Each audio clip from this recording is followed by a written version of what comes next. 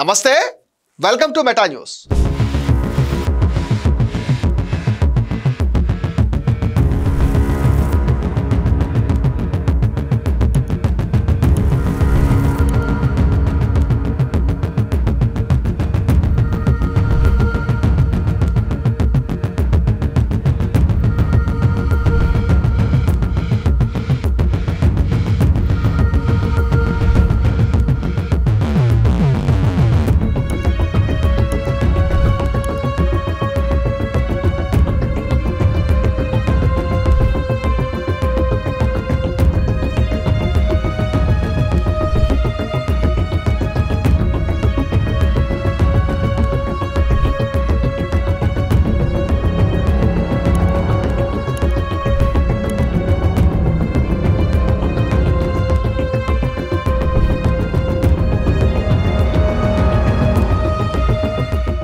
మ్యాటర్లోకి వస్తే శ్రీకాకుళం జిల్లా రాజకీయాలు వారసులపైన ఆధారపడి సాగుతూ ఉంటాయి.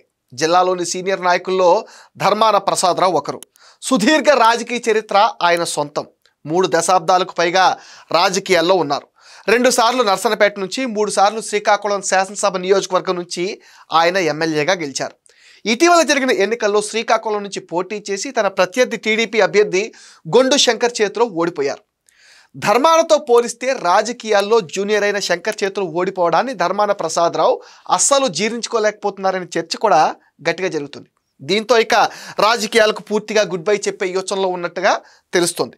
వాస్తవానికి 2024 ఎన్నికల్లో పోటీకి దూరంగా ఉంటానని ఆయన గతంలోనే ప్రకటించారు.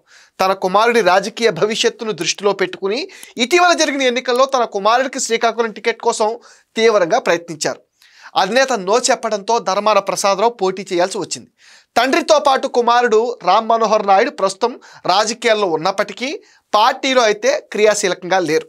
ధర్మాన రామ్ మనోహర్ నాయుడు తండ్రి ధర్మాన ప్రసాదరావు ఓటమి తర్వాత పార్టీ మారతారని, జనసేనలో చేరతారని ప్రచారం కూడా జరిగింది.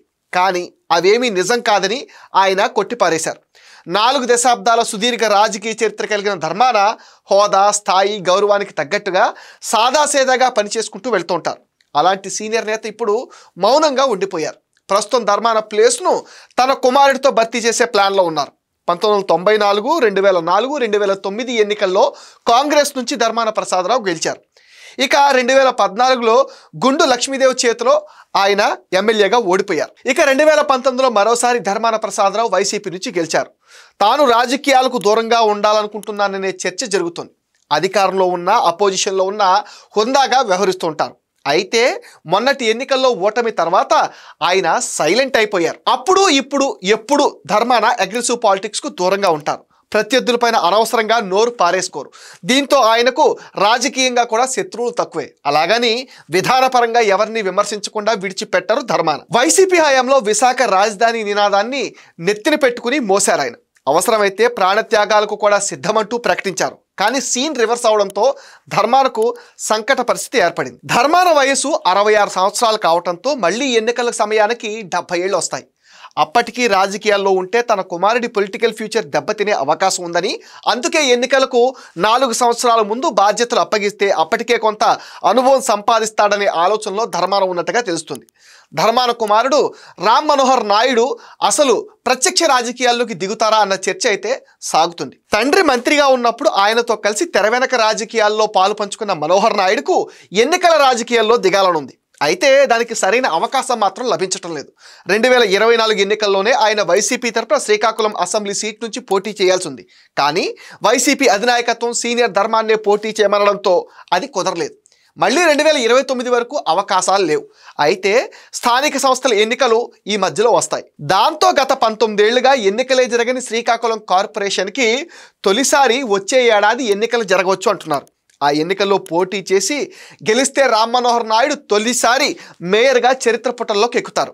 తన కుమారుడి రాజకీయ రంగం ప్రవేశానికి ఇదే సరైన మార్గం అనుకుంటే కనుక మాజీ మంత్రి ధర్మాన ఆ దిశగా పావులు కదపొచ్చు అంటున్నారు. గత కొంతకాలంగా మౌనంగా ఉన్న ధర్మాన ప్రసాదరావు తాజాగా బయటకు వచ్చి కూటమి ప్రభుత్వం మీద విమర్శలు చేస్తున్నారు. అందులోనూ ఆయన నేరుగా గురి పెడుతున్నారు.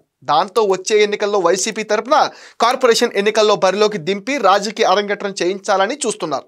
సార్వత్రిక ఎన్నికలకు అప్పటికి మరో 3 ఏళ్లు వ్యవధి ఉంటుంది. ఈలోగా మేయర్గా కనుక మనోహర్ నాయుడిని కుర్చీలో కూర్చోబెడితే 2029 ఎన్నికల నాటికి ఎమ్మెల్యేగా బరిలో దింపేందుకు మార్గం సుగమం అవుతుందని ఆయన భావిస్తున్నారు.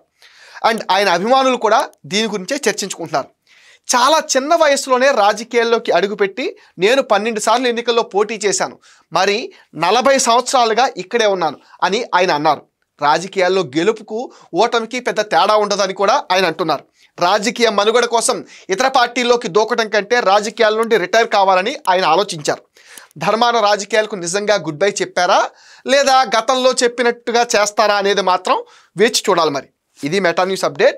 ఈ వీడియో పైన మీ విలువైన ఒపీనియన్ని కామెంట్ సెక్షన్లో మెన్షన్ చేయండి. మీరు ఇచ్చే కామెంట్స్తో మరిన్ని ఇంట్రెస్టింగ్ వీడియోస్ మీకు అందిస్తాం. Please subscribe meta news.